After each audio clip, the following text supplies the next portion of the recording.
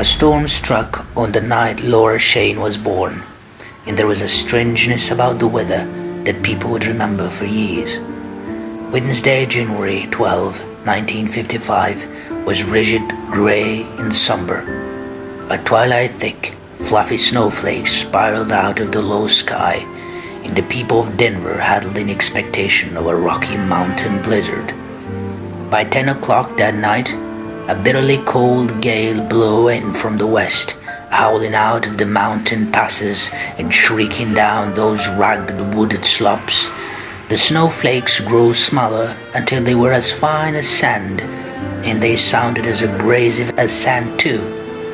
When the wind blew